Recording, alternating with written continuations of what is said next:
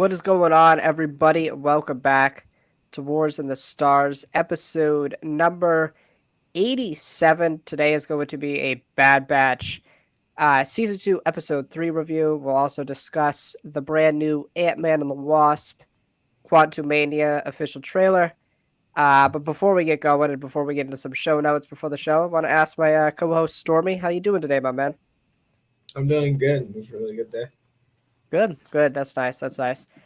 So yeah, I guess before we get into the show, you're gonna be seeing a lot more Stormy. Is that what you want to be called, by the way? I should have done this off air, but Yeah, is no, this you what can you just want? start me. Yeah, it's all good. Okay, Yeah. okay. Uh, yeah, he's gonna be the co-host moving forward. Alex has decided to leave. That's all I will comment now. So yeah, you're gonna see a lot more of him. I'm excited. He's done a really great job so far, and I hope he enjoys being here. So if he Yeah, of enjoys course. doing this. So yeah, I guess let's get right into it. We'll go obviously to you first. What did you think overall of episode 3 of season 2 of the Bad Batch? It was definitely a top 5 episode of the show. I thought it was really strong. It gave me real big Clone Wars vibes. It felt like a Clone Wars episode. I have like I told you after the two Bad Batch. I saw the two Cad Bane episodes and the pilot above it, but other than those two, it's like which are hard to beat. But this one was like really good, especially two from like last week's all right episodes. This was like an amazing jump in quality. Yeah, I would 100% agree with you. I told you I might be the prisoner of recency bias before I went on air, because I think this might be my favorite episode. And it may be because of the fact that like I have such an attachment to Cody, obviously being like a Clone Wars fan that I am. That story's always interested me, and his character more specifically, I guess you could say. Yeah, it might be my favorite episode of the show, and it also might be like heightened because of the fact that the show sometimes feels stale and repetitive. That this was like a breath of fresh air. I think we could definitely agree on that. It's just like this is like what the show was intended to be about the clones dealing with the impact of the Empire and the impact of bringing in enlistees instead of having the clone army. So I think that's a big reason why this was good because this was kind of the premise of the show or kind of what people were interested in. Uh, but yeah. What else? What else you got to say about this episode? Well, Crosshair now is my new favorite member of the Bad Batch after this episode. It was just, oh my Really? god. Yeah, he Really? wasn't my favorite before. He was like top 3, but like after this one, he's just like jumped up way more. I feel like too, there's still So like a lot more they could do with this character, but like this is like a great like just starting point that made me really care about the character like way more. so I have a question. So who was first before this? Was it Hunter? Was It it was Hunter, yeah, okay? Okay. So because he's the what only one with development really. that is very true. So I gotta ask, what was like, what is this like the direction you wanted the character to go? I guess, and it like what to give a little bit more, I guess, onto why he like catapulted so much. I guess, in your own personal opinion. Yeah, well, it's because I don't think in season 1 we didn't really explore like too much. It wasn't like a personal episode with Crosshair in it.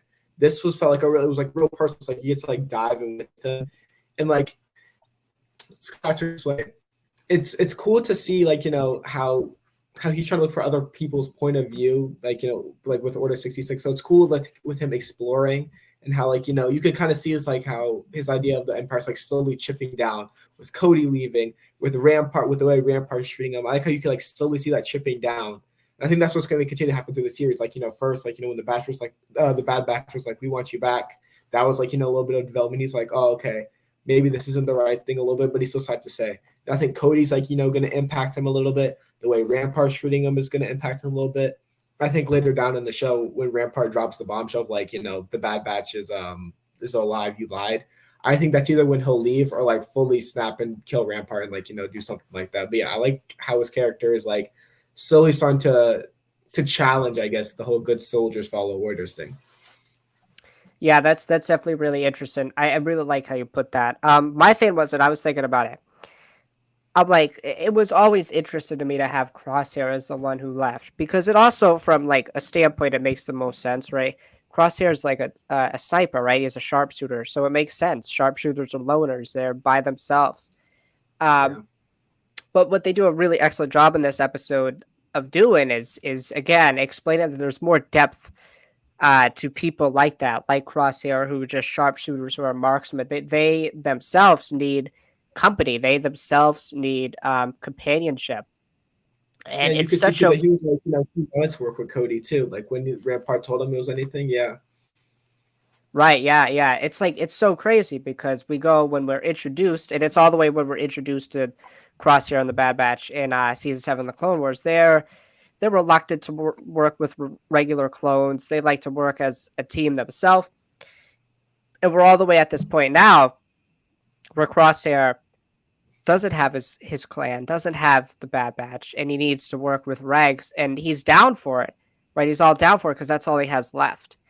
And he doesn't make it verbally present that um, he doesn't want to work with the Regs, but he does, or he doesn't want to like be a part of the Empire. But he's making like physical gestures, and I really love the montage of like him waking up in the morning, being isolated, being in essentially a prison. It's not even a barrack; it's a prison. Um, and the drab coloring of like the imperial like facility, like all of that just adds to the idea, the credence that like he's losing his individuality. He's just a loner now. He has nothing. Um, and it's still interesting to me because like he still very much ideologically agrees with what the Empire does, but it's just gonna drive him out what the way that they do it. He ideologically like agrees. It's a fascinating like dichotomy that he has, that he like ideologically agrees with this idea of order and peace through military tactics. But around him he's just losing how you do that and how he's accustomed to do that. So I think that that's what's really interesting about his character. And I've always thought that he was the most interesting character in the show with the stuff with Kamino last season. So yeah, I agree. He's just been a really elevated character, especially in this episode. Yeah, and I like the line that Cody gave where he said, it's the difference between us and battle droids is that we're able to make our own choices.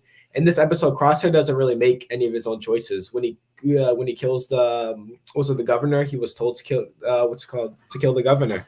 When Right. Rampart told him to do his missions and Cody went like AWOL, but said continue doing your thing. He didn't question it. He just continued doing his thing. So it's kind of like he's acting like a battle droid, kind of like what Cody's saying is what's happening with the Empire right now. Yeah, I 100% agree. It's just so well done, and it's weird. We joked about it a little bit, I think, in messages on TikTok. It's like I want to hear your thoughts on this because I think this is an interesting conversation. The best or one of the best episodes of the show is without the main characters. I Yeah. want to ask you because I think Rebels has this problem, especially the first two seasons. Do you think that the Bad Batch can even carry the show for heck the rest of this season, let alone another few seasons? Do you think they could carry a show? After seeing this episode, I don't really want to go back to the Bad Batch. I kind of want to see what Crosshair's doing. It's also too more interesting because Crosshair's within the Empire, so we're seeing what's happening within the Empire. I'm not trying to see what's happening in the criminal world. If I want a criminal world show, give me like a Crimson Dawn, something like that. Like I don't care what's happening with the Bad Batch doing heist after heist. I care what's happening in the Empire, how the clones are fearing about the Empire. That's such an interesting thing, because the whole thing that got me kind of interested in the show in the first place is what do these people think about like this transition going on? And this episode gave me that. Wow, basically every other episode of the Bad Batch except for the pilot of season 1 didn't give me the question that was kind of promised to me. Yeah, that's 100% right. It's just, and I also want to get your thoughts on this because I think this is it. I think it's only going to be a 2-season show. I think really by the end of this, I think we'll get into Cody here in a second, but I think we'll get like a big thing where we get a clone rebellion that ultimately fails and very few clones survive. Um, but yeah, if they're gonna do the criminal stuff with the Bad Batch, what's so weird to me is that they haven't run into Dryden Voss, haven't run into Maul, haven't run into John, like none of that. Because if you remember in season 7, they had a model of Dryden Voss. Maul was talking with Dryden Voss at Yeah. the it's just weird to me that they haven't crossed paths. And Maul's such a big character in Star Wars animation. I just don't My get like favorite them. character. There you go. Them with Sid. I'm not like them saying go head to head with Maul, but like having Crimson Dawn involved would just be much more compelling than whatever like the Durans or whatever the hell they were talking about. Yeah. Like the Rafus, the Martez sisters. I mean, just yeah, if they're gonna go the criminal underworld route, like they continue to do, I don't understand why they don't bring those players in. And also, they could do it too. Like, you don't even have to bring back name characters. They could do a Mandalorian where you just do jobs for these people. Like, this just sit in the Mandalorian. Mando didn't stick to just one person. He bounced between multiple people. Even in the Book of Boba Fett, we saw, he did that one thing for the client. So even just seeing the Bad Batch bounce between multiple people, and like, they could have a mission where like, they're questioning what they're doing. They're questioning like, their morals. Like, what are they willing to do to survive? That'd be so interesting. Yeah, right now it just feels like a repetitive cycle of job for Sid. Oh, Omega makes a morally right decision, but probably not a good tactical decision. Oh, Bad Batch saves the day. Oh, there we go. Episode over. This felt like the first time we got a credence or lending towards a overarching narrative of clones leaving the Empire and an eventual clone rebellion. I think that's a really good segue into Cody. This is the first time in canon, I believe, that we pick up with Cody post Order 66. So I want to get your thoughts on Cody in this episode, and where do you think that's all going to go? Cody was really good. I'm not gonna lie, I enjoyed him more than Rex's episode in the last season. It's because I think Cody's in more of an interesting place than Rex at this point right now. Cody's just like at the end when he was like trying to reason with the governor. I was like, that's it. That's why everybody loves the clones, because like they can make their own choices. He tries to do the morally right thing. He's smart about it, and like the way he's commanding his troops too. It felt like a Clone Wars episode, but without the Jedi that they usually stick in there. It was just a nice clone episode, and it felt so good. And it felt like too. I like how it was like Crosshair was just like solo carrying the team the whole time, because I was worried that was gonna happen. It's like, oh, Crosshair's just gonna solo the entire like this whole girl's government in like 2 minutes. But no, it's like all the clones actually did something. They did their part and everything. And I like to Cody like cared about his troopers still. Like when it was Nova and I forgot the other one's name, but Nova and this other clone died. And Cody was like, he was sad about that and everything. He like, he felt lost. And I was like, damn, bro. They made me clear about these clones that like I met like 2 seconds ago. I know, yeah, the Clone Wars and Dave Filoni, they make you care about those clones, man. That they, and again, I love what you're saying about how it felt like a Clone Wars episode. I was watching this and I'm like, am I watching the right show here? Or it's just like, it just felt like that the Clone Wars theme in there. Yes, it just felt like a standard Clone Wars episode that had a lot more depth, a lot more compellingness to it. There's moments, right, when Cody talks to the mother and daughter, I believe, and he says, we're here to help, and they go away. He's not accustomed to that, right? He's used to being a part of the Republic that swore to help, right? Swore to help against the Separatists. And then at the end, he realizes that, these are people that just want their independence. They're not holding hostages. These are peaceful people. And he's then ordered to kill this person. He's like, I can't do that. That's not morally right. He's such a really fascinating character, and it's such a weird place since the last time we saw him, because the last time we saw him canonically, right, he's just like, blast him. But we all know that he was essentially mind control, as all the clones were with the chip. And that's another thing I really appreciate, how like we're seeing like the effects of the chip itself wearing off, and the clones are starting to get. When he says too, he's like we have to live with all these choices we make. That's him. That's definitely him. Like thinking about Obi-Wan, and I feel so bad because he feels like he made that choice on his own, which hurts a lot. It's like he doesn't know about the chip shit, so he thinks that he killed Obi-Wan just out of like, and he's like, I have to do this. I did it. It's like, no, that wasn't your choice. If you were in control, you would not have done that. Right. And you can kind of see it, like he says, good soldiers follow orders still and stuff like that. Like there's still some control the chip has, but like over time, the chip's going to wear off and they start to gain their autonomy more, and they start to. And I don't think all the clones are going to rebel, right? I think there's still a select few like Crosshair that will stay because as they gain their autonomy, like you were saying, and like it's said multiple times in the Bad Batch and the Clone Wars, they make their own decisions. They're not battle droids. So some are going to stay and ultimately be classified out, and some are going to rebel. That's the way I think it's going to go down. And Cody was obviously one of them that, and I want to ask you this, that went AWOL. Do you think he actually went AWOL, killed, or in prison? What do you think actually happened? Cody's gone. I think he's gone. They wouldn't You kill think Cody at this stage, huh? So you don't think he's dead? You think he just left? He left. No, I think he's gone. I think he left. The way Rampart was Okay. saying it too, like I just felt like it just like yeah, he's gone. And that could be I was Yeah. thinking too, that could be Crosshair's mission is to recover Cody with this new squad that he's with.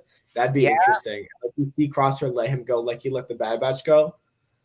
That would be interesting. That would be interesting. So I guess to continue the conversation about Cody, where do you think his story goes next after this episode?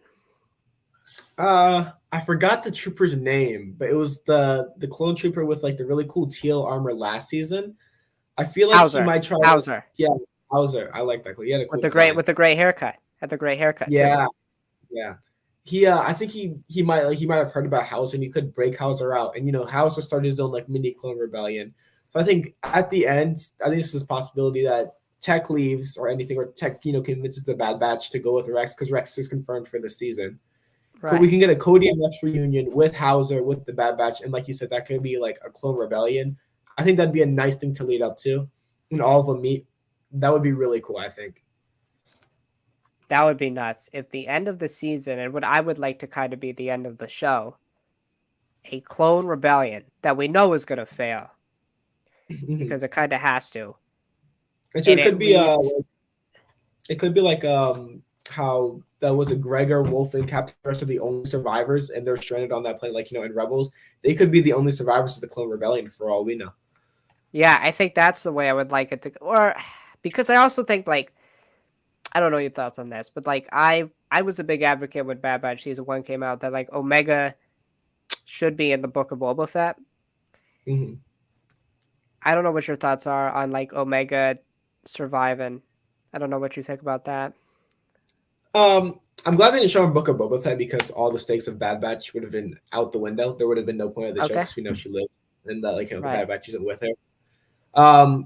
But to have her survive past it, I mean, I'd be fine with that. Omega isn't the most compelling character to me. After she meets Boba Fett, I feel like I'm just not gonna. I'm gonna be like, oh, mission accomplished. That's cool. That is fair. It's gonna be interesting. I don't think they're gonna meet though. I don't think they're gonna meet this season. I don't know. Yeah, they could meet this season. Maybe they can meet, somewhere else down the line. Like, we never thought Cad Bane would show up, like, the Bad Batch show, but it could be like another spinoff where, like, Omega shows up in, I don't know, so and so show, and Boba Fett's also in so and so show, and they're not there. I don't know. Yeah, definitely for sure. I think they have to. Yeah, you never know. I mean, she is a very compelling character because she is 100% genetic copy of Jango, so she's theoretically just as deadly as Jango was, and Jango was the best bounty hunter in his time, and Boba was the best bounty hunter. I think an interesting route for her would be she becomes a bounty hunter herself. But it also raises the question. I have this question too at Cad Bane: where the heck are you if you're a bounty hunter during Empire Strikes Back? Like, where the heck is Cad Bane? That's a big plot hole. Book of Boba Fett, created. Where is this man? Why was he not hired by Darth Vader? The same with Omega if she becomes a bounty hunter. Like, where were you during this time though? Yeah, it's so weird too because like Cad Bane's not even in Rebels. You'd think Dave would put him in Rebels if he had the idea. Yeah, it's so weird with Cad Bane. It's just like you're like I remember when he showed up. As much as I remember when he showed up and I was like, oh, this is awesome. And then I'm like, this dude was just gone for 20 years and just did nothing. No, yeah. When he appeared on Bad Batch show, I was like, oh my gosh, okay, this could be to a spin-off Cad Bane show. Cad Bane show could go into Book of Boba Fett. But not he did. It's like, oh, it's a Book of Boba Fett. I'm like, as much as I love Cad Bane's in my top 10 of favorite Star Wars characters. As much as I love him, I'm like, okay, but this messes with the plot a little bit. And I feel like too, they tried to throw in a bone in Book of Boba Fett by being like, oh, Boba, you worked for the Empire. Guys, listen to this guy. He worked for the Empire. That means he's a bad guy. So does that mean Cad Bane didn't like the Empire? If you work with Sidious, you'd be doing anything. Business is business. Bro, this guy, Cad Bane, literally went into the Jedi Temple. This guy has no room to talk.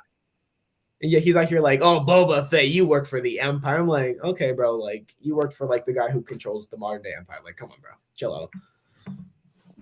Trying to take a moral high ground. That's crazy. uh, yeah, but back to the Bad Batch, I guess. Yeah, so a clone rebellion. I think this is like the early setup to it. I think Cody, the most likely thing for him is Rex. Probably, I think that would make the most sense. But also, Rex is listed as missing in action or killed in action. I think so. I don't think he's gonna think that Rex is alive. He might Yeah, go to the Bad Batch first because he. I don't even know about that because they're also listed as dead. like I said, I Yeah, think it's Hauser so he'll go to because he'll probably have heard about a clone uprising. yeah, that would probably make the most sense. I actually agree with that. That would make a lot of sense. Um, what else is there? Because I What don't think else you they got? just oh, real quick, yeah, too. I don't think they would have just left Hauser alive too, just to do nothing with him. Because like they like just like on purpose, just like they didn't kill him. Like they were, if you're not going to use him, why would you just leave him alive? Right, right. I agree with that as well. What else? What else you got from this episode that you want to talk about? I'm trying to think of stuff myself. Oh, the action this episode was really good, especially Crosshair's action when he shot through the what was it, the muzzle, I guess, in the tank. That was really cool. That was nuts. That was crazy. Yeah, the action was really good. The music was also really good. The Kiner brothers, they kill it with the animated music. The scenery, the setting was really good. I thought the animation was fantastic for this episode. It's weird. It felt like this episode was just like a step up. It was just top notch. Feels like Yeah, and I get it. It's 16 episodes. Not everything's gonna be a banger. It's a kids show. Well, it's a kids show. I mean, that's like it's kind they of a committed kids like show, 3 war crimes in this episode, I think. but also it's kind of a darker kids show. Like the Clone Wars, man. I'll never forget. Like I'm like 12. I don't know, maybe like 13 years old, or maybe even younger than that. Maybe 10 or 11. I'm seeing friggin' like Maul chop off Previous's head. Just Yeah, like they did not. They were ruthless in that show, and they're still pretty yeah, ruthless here. yeah, Um, yeah. There. yeah, yeah. Yeah. I just think this is much better quality. It felt like there was more time. The story was the forefront here. Uh, and the character development for Crosshair and just Cody in one episode I thought was fantastic. All you needed was one episode with him to really understand his motives, his ideals, where he is mentally post Order 66. Thought it was really well done. A lot of people saying it's one of their favorite individual animated episodes ever in Star Wars. I think Ooh, that's bold. That's nuts. that's a little too far. Whoa. That might be a little too far. I think it's my favorite of the show. That might be recency bias. But yeah, man, just fantastic, and we need more Crosshair. Exactly. I don't want this to be a thing where like we don't get him in 3 episodes now. I don't want Um, Crosshair like every 3 episodes. Like, oh, 3 episodes Bad Batch. Oh, guys, it's Crosshair. I'm like, no, please, just like give me more Crosshair. Make it a just more Crosshair show. Crosshair. That is true. That is true. Do you got anything else you want to touch on, or Oh yeah, one more thing. The senator, sorry, the governor was talking about how I think it was her sister or something tried to advocate for the Republic and separatists to have peace. I saw this on Twitter in Clone Wars. You could see like that same woman, like her sister, advocating for peace in the Senate, which I thought was a nice little detail they added. really? Yeah, because they mentioned Dooku. They mentioned what's her name? Mina Bonteri. Yeah, Mina Bonteri, Lux Bonteri's mother. That was all nice little tie-ins right there. Yeah, that was such a tense and good moment with, and we all knew Crosshair was gonna pull the trigger, but it was such a well done moment. It's a And a good Cody. really big, yes, it's a really big character moment. It was also another scene after that. There's no dialogue for about 3 minutes, and it's Cody just like realizing like everything, his world is falling apart around him. He sees the TK troopers coming in to take over the planet. He sees like his clones leaving the planet. They're almost like a special force at this point. They're not even like the main like army. They're just a special ops unit at this point. Him leaving, it's almost like symbolizing him leaving his past life as a clone trooper in the army of the Republic. And I'm sure for a lot of these clones, a big reason they stay is they don't know anything else besides fighting. That's kind of talked about. So Yeah. again, there's lots of symbolism here, lots of really well done details. um, that really heighten the character development and where the characters are going moving forward. And I kind of want to ask, do you have? I don't even know. I assume we're gonna catch up with the Bad Batch again. What do you want to see when we catch up with the Bad Batch again? And yeah, what do you want to see when we catch up with them next week? I Hopefully. want I want Echo to talk some sense into them and be like, guys, stop doing these boring ass missions. Let's go find Rex somewhere because we know Rex is alive and we have communication with him. Yeah, I'm down, man. I again, I think there's going to be a split eventually between Echo and Rex, or Echo and the Bad Batch, where Echo eventually leaves with Rex, I think. And then I think they'll ultimately join back together for this big clone uprising that I think is going to happen. But who knows? I could be wrong. But again, I give this episode like a 9 out of 10. I don't know what you would give it. Oh, did I lose him? Oh, no. No.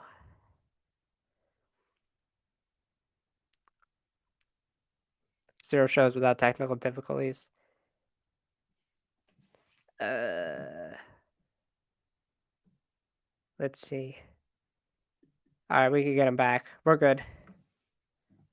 We need to talk about Ant-Man and the Wasp. That's fine. All right, let's see if he comes back. Technical difficulties, folks. Be right back. He'll probably message me.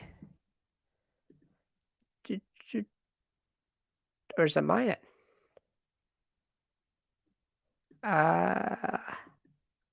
No! No, I think you froze on me. No. No.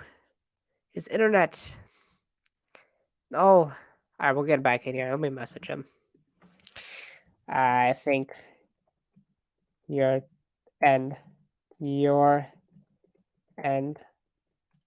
of stream crashed. He'll join. All right, we're having some technical difficulties here. That's okay.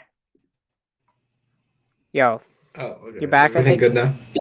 Yeah, you're good. I just think your end crashed. You're good. Don't worry about it. Okay. I think the question I asked you before you froze on us was I gave this episode a 9 out of 10. What do you give this episode? Probably as well a 9 out of 10. It's a 9 out of 10. Okay. Said, yeah. Okay. That's good for sure. Okay. I guess let's move into the Ant-Man and the Wasp, Quantumania, second trailer. Wow. I'll let you go first, but I have a lot of thoughts, and I'm sure you do as well. What did you think? Well, I thought the trailer was. I thought it was really strong. The Kang stuff was good. Ant-Man was good.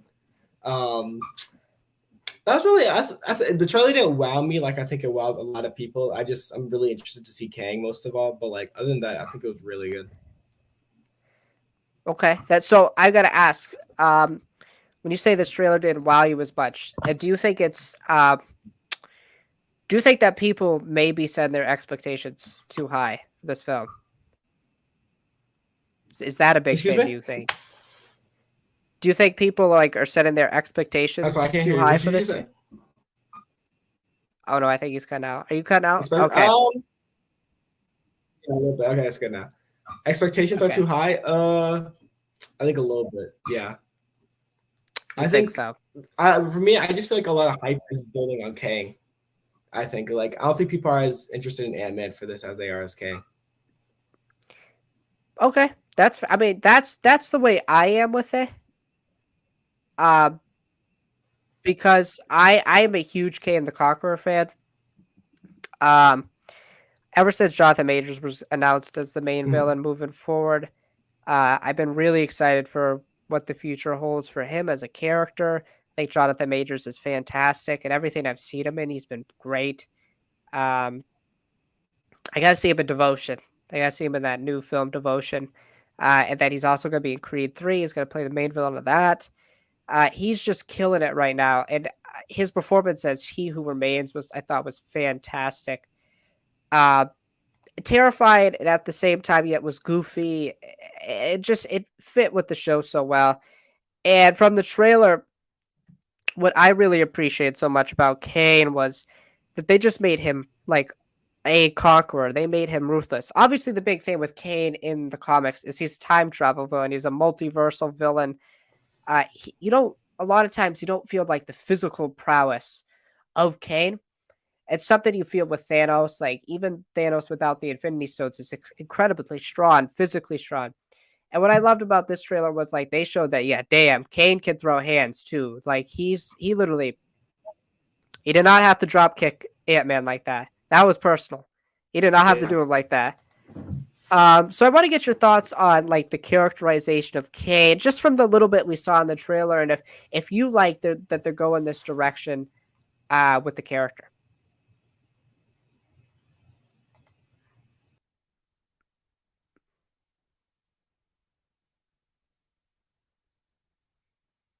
Not good.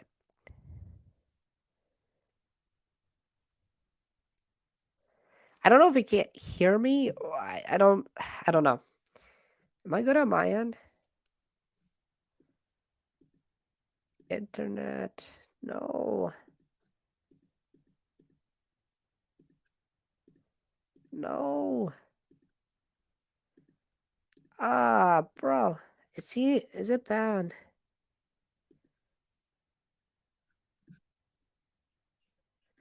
Sorry, guys. If you're watching this on the replay,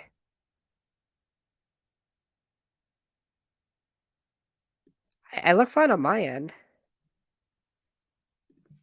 I don't know why.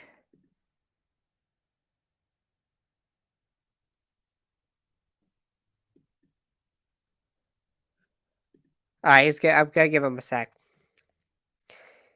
Yeah.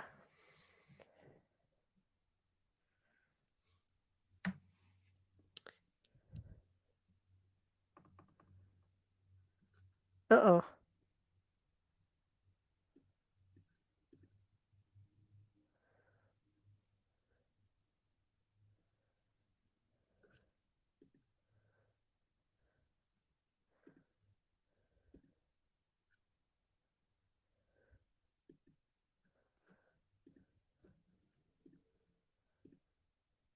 One second, guys. He should be back. Uh,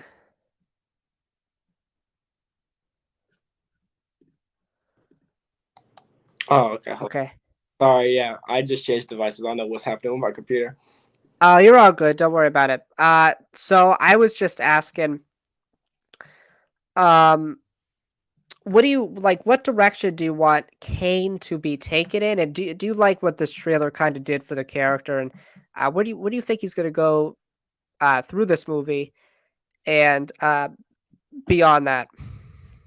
Well, I like the direction they're going. Like, so they're going with King. I like how he feels different from He Who Remains. I was worried too. Like, you're going to need like a lot of range to play the character. I think Jonathan Major's doing really good with that. He does not feel like He Who Remains at all. It's just like they look alike. In the direction I want to take him, honestly, I'm not entirely sure what I want to do with King. Like, I hope they don't do another MacGuffin thing. Like, with the Infinity Stones, they need to collect something to before he collects it. I think I just want to see Kang just like whoop the Avengers' ass. Like there's just nothing they can do about it. It's just Kang is just on top. He just has control the whole time. That's kind of just what I want to see. I just want to see an unstoppable force. Yeah, I 100% agree with that. So obviously in this film, this is gonna have a lot seemingly to do with Kane most likely wanting to get out of the quantum realm, most likely needing Scott to help him out.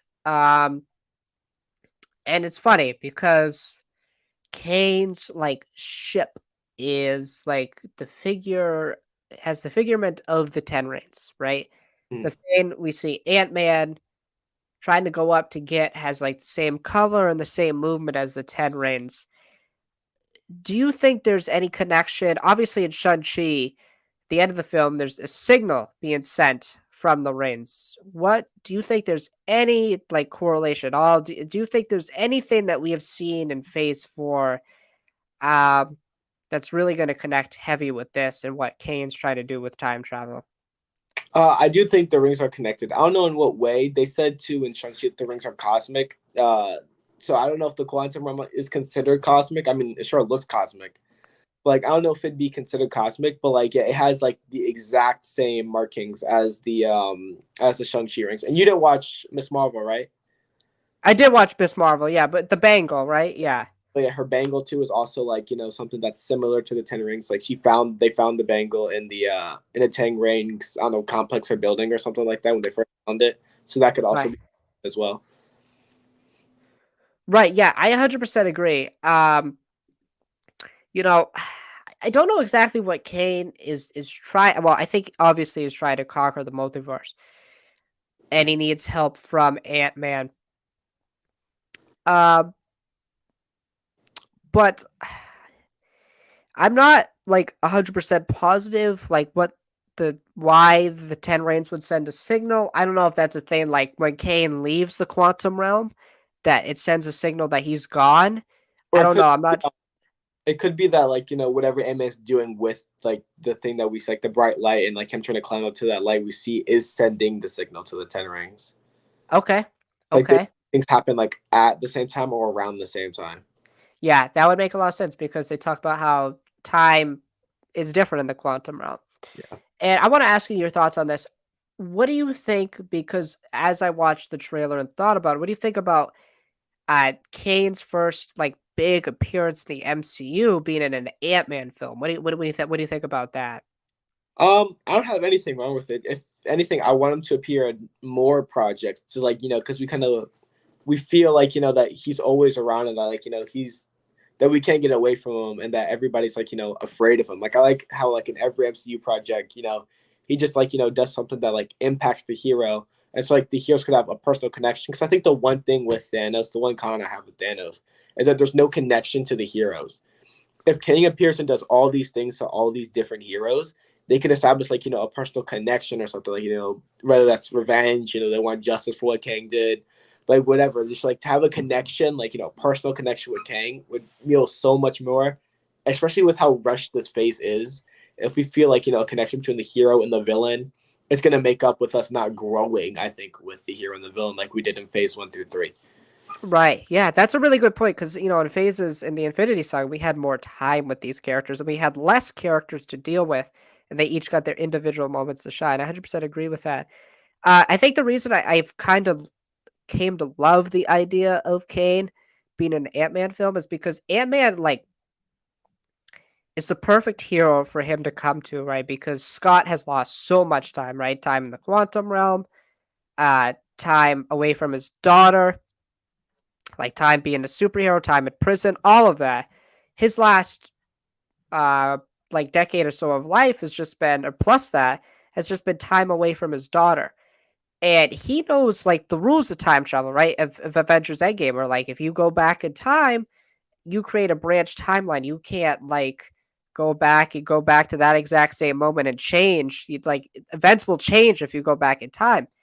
So to make Kane unique and make him that multiversal time travel threat that he is in the comics and animated shows, Kane's going to have to offer him a time travel that allows Scott to go back in time with the daughter he has now and relive those whole events without affecting the past. And I think Kane can do that as Lonnie has this. And I believe in like leaks and stuff, this device that Scott's going after is called the Quantum Nexus, which is like a mixture of things from the comics. Uh, where I think Kane is truly offering like Scott the chance to go back in time to live this life of peace where he could even possibly warn those Avengers about Thanos and stop a lot of death on Earth before the events of Infinity War and Endgame.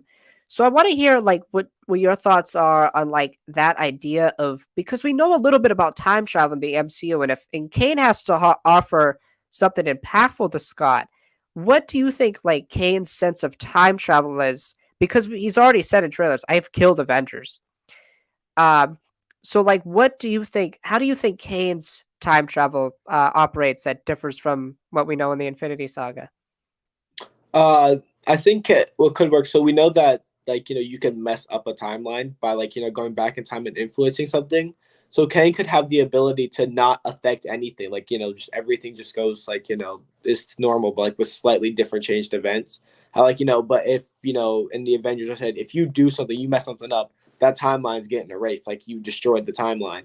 So Kang, like maybe with his version of time travel or this version of time travel that he's using, it stops like a complete like universe collapse to where it could just things can just flow and keep going. I feel like that would be kind of interesting if they tried to do that. So like there's like no consequences, and that's what he's offering Ant-Man, because Ant-Man knows, and Iron Man and Cap told him, "Oh yeah, we can't do anything because we can't mess anything up, or these universes are going to be destroyed." So he knows that that can happen. So maybe that's what Kang's proposing to Ant-Man. Yeah, yeah, I 100% agree with that. That's a really really interesting and compelling idea for the character. Um, I guess we could go into Modoc now. It was gonna be played by Corey Stoll again. It's gonna be like a shrunk down yellow jacket, I guess you could say. Some people were complaining about the design. I mean, it's supposed to look weird. So I want to get your thoughts on Modoc in this trailer and his design and all of that. What do you think of Modoc?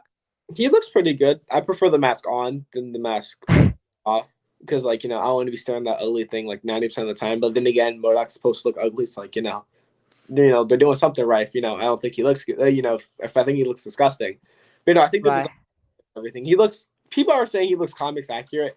He looks pretty like on point, like without him looking like a total goofball for him to be comics accurate. Like people want like this like head that's like the size of his torso. It's like this big, this wide, and like little tiny legs. If you that's gonna look even worse than it looks now. Like even more disgusting. Like if that's what people want. That's what people want. But I think it looks good though for the most part. yeah. What do you think his role is going to be in this film? What do you think what's up I with think him? I think he's gonna have the kind of what I call like the side villain treatments, like the Shocker treatment in Spider-Man: Homecoming. I forgot that one dude's name in Thor, the Dark World. Not Thor, Dark World, Thor Ragnarok. That one dude who's played by the guy who plays Butcher. Just like that side villain that like kind of does some stuff, gets in the way, but like after he just kind of just Right, you know he takes up time, so like you're not too tired of the main villain, but like we're here to see Kang, not Modok. right. That is true, and it's weird because Modoc in like video games and stuff is like an Avengers level threat. Yeah. Um, so I gotta ask, also, or I'll give my thoughts and then I'll ask. But weird to me, like the Pims, even Cassie and Hope were all like very absent in this film, and I don't mind that because it is an Ant Man film. I know it's Ant Man the Wasp, but it's mainly like an Ant Man franchise. Uh, this film's got to have a big focus on Scott. Um, do you think they're going to be as absent in the trailer as absent in the film as they kind of were in the trailer? And like, where do you see like those four characters go? Because this trailer heavily focused on Scott and what decisions he is going to have to make. Yeah, I feel like too they showed a lot in this trailer. Like I feel like they showed a little too much. Like I know a lot of people online are like, "Oh, this is like I'm starting to see the plot at this point." But I would know I was like, "This is an Ant Man movie, not an Ant Man and the Wasp movie." From what I'm seeing, it looks like Cassie's just here for them to get into the quantum realm, and Wasp is just here to be like the nice supporting character. I'm like, "Wow, this is very Ant Man and Kang centric," and maybe they're just doing that to sell the film because like they know. Apparently, they did research for this movie where they added more Kang because there wasn't enough Kang in the movie.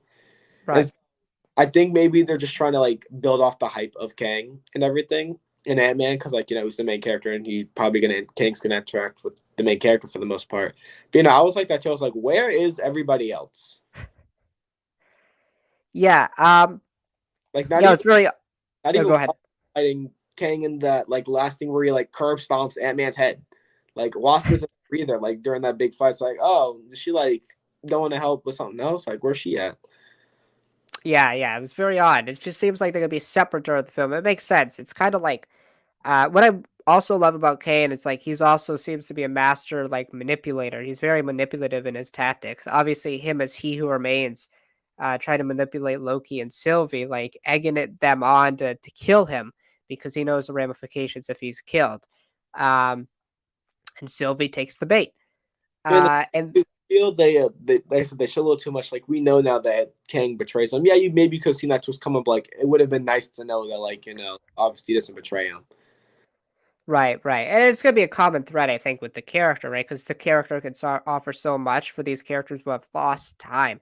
Be really interested too if he runs into Wanda, because that's a character like who's Um, very powerful that he could utilize. Because when I think about, and we can talk now about the future, because this film's tagline is a start of a new dynasty or something like that. Obviously, we have the Kane dynasty and Secret Wars.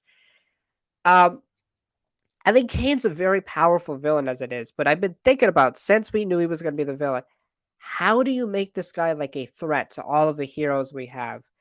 And I think a big thing for him would be he has to have somebody by his side or somebody else. And this is a common thing with like Kane and like comics is like he has a son, like there's weird comics with Kane and with helpers. I think somebody big would be somebody like Wanda. I want to hear your thoughts. Do you think Kane like needs help to like take down just our own team of the Avengers? And then when we get to Secret Wars, probably like the multiversal Avengers with Tobey Maguire, with Hugh Jackman, with insert any character from any franchise we've gotten with Marvel the past 20 or so years. Like what do you think? Where do you think Kane goes, I guess, after this film? How do you think this film ends for Kane, and how do you think this leads right into the Kane dynasty? how I think this ends, I think Kang kills Kang. I think a more powerful Kang variant kills Kang. Okay. I think That's interesting. I think that because like in that situation, like Ant-Man doesn't win. He's losing to this original Kang and everything. He's like, I don't have to win. I just need you to lose. But then the thing Right. is, both lose, like he says in the trailer. But this is just a win for another Kang because we already know there's going to be more than one Kang. That he's like, they said this in Loki, like, my variants, not just my variant. So I don't think this Kang that we saw in the trailer is making out this movie. I think he's going to get killed by a more powerful Kang. And I feel like in the future, it's just going to be Kang on Kangs. Like it's just going to be some multiple. They can help out each other, maybe trying to manipulate each other. And I feel like that'd be very interesting. Interesting for different Kangs to be just trying to do different things. Like one Kang can be trying to control this side of the universe, while this one's trying to control the other.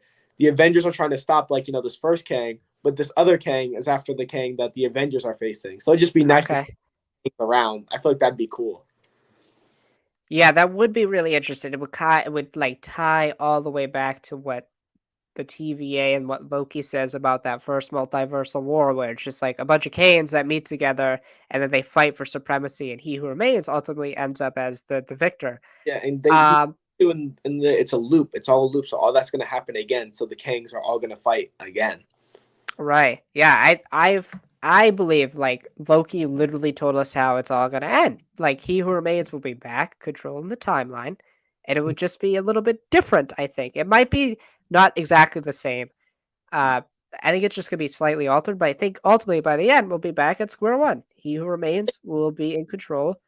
I don't Um, think he who remains. I think it's gonna be an Avenger. I think it's gonna be like a big sacrifice moment for an Avenger, and they're gonna actually be stuck at the controlling the timeline. I feel yeah, like for big like Tony Stark sacrifice, somebody's gonna have to do that.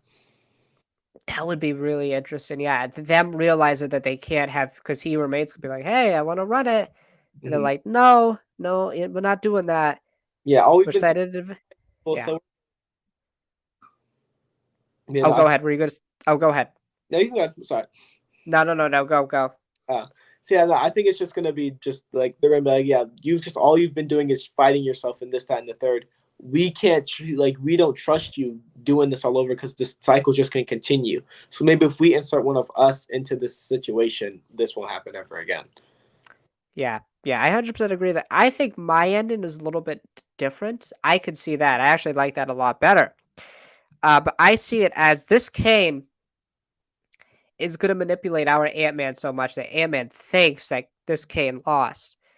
But Mm-hmm. ultimately, with Kane getting the signal out with the reins, I think they're going to accidentally free Kane without them knowing it. Um, and Ant Man's going to stay trapped in the quantum realm and probably die. I think. I think this might be it for Scott Lane. But I definitely do think, besides maybe Cassie, I think the rest of them die as well. I'd like to hear your thoughts on that. I think they're done for on this film. I think it would be poet. I think it would be like it's time. Like we already have too many characters. I feel like The Mhm. Pims, they've served their story. They've had their story. I feel like if you know they to help Ant-Man sacrifice, they also sacrifice their life for Cassie's future. Because this whole like Ant-Man trilogy has kind of been about his daughter, him having a relationship with his daughter, him doing the best he can for his daughter, and that father-daughter relationship, and them all coming together to help Cassie and ultimately making their own sacrifices, I think would be very poetic and make a lot of sense for the end of the trilogy. But I want to hear your thoughts. What do you think? Do you think they kill off the Pims, or what do you think happens with them?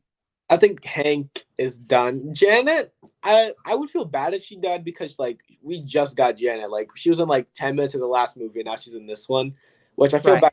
She's not gonna be in this one either, and I like the actress too who plays her. Ant Man, I'm not gonna lie. I feel like he's not gonna die because of the trailer. I feel like the trailer just showed up like, oh, is he gonna die? It's like, oh no, now you're teasing it too much to where I don't think he's gonna die.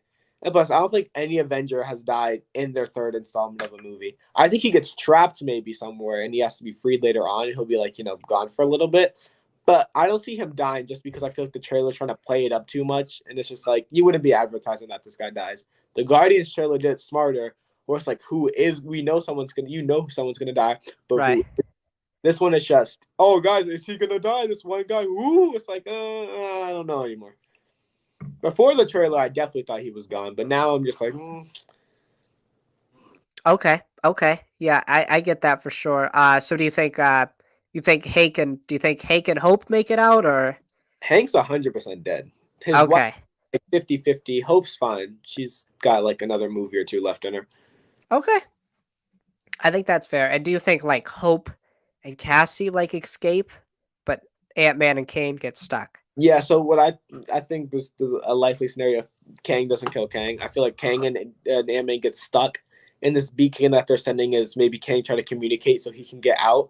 And it could be like, Shang-Chi 2 could be Wong, Shang-Chi, or like, the next Avengers movie, Secret Wars could start with them going to the spot, accidentally freeing Kang, and that's how, like, it starts and everything. And like, now that he's in there, he has this, wish there was a quantum nexus.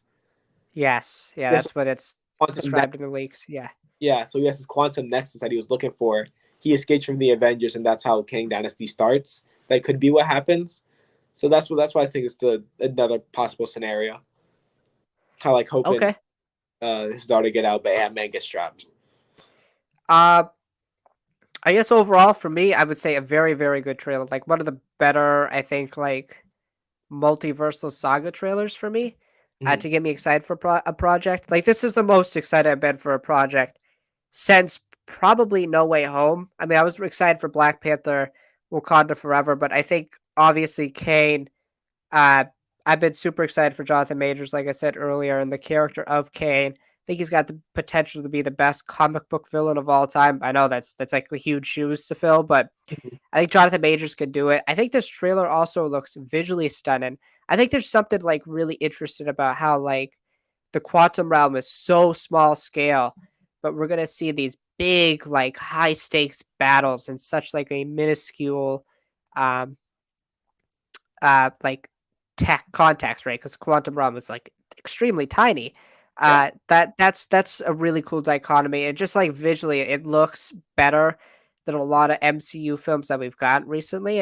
And yeah, that's a big thing for me. I want to hear, I guess, before we wrap up, what are your like overall thoughts on the trailer?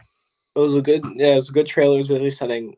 I just think they showed too much. I feel like I have a kind of thing on how they're gonna wrap up with like them both losing and either like say Kang kills Kang or they get stuck somewhere. But I do feel like it showed a little too much, other than like what's gonna happen with like Bill Murray's character in this one city that they're going to. But other than that, it's just like, oh, Cassie, he wants more time because he sees that Cassie is like mimicking his life, going to jail. He doesn't want this for her. He feels like if he accepts Kang's offer, what's it called? It'll be able to fix the mistakes of him not being there. Cassie gets him stuck in the quantum realm, like I said, does this for Kang. Kang betrays him. It's like that's just like the plot that I'm getting from movies. Like I feel like I just predicted Act 1 and Act 2. Right, right. Um, yeah, I got nothing else to say about the trailer. Do you got anything else you want to bring up, or I don't think so. anything else you want to discuss? Any other news or anything? No, I don't think so. No, that's it. All right, that's gonna be it then for the show. Thank you as always, Stormy. You were great. It's a fantastic conversation about Ant-Man and the Wasp: Quantumania's second trailer and the Bad Batch season 2 episode number 3. We'll be back next week to discuss episode 4, and we will have a Mandalorian trailer to discuss Monday night. Mandalorian season 3 trailer. So busy again. Gonna be another exciting nerdy week for Star Wars Marvel, and maybe some DC announcements. Gunn keeps teasing they're gonna announce something, so maybe we'll have something like that to discuss. As always, may the force be with you, and may you stay burdened with glorious purpose. See you next time. Peace out, everyone.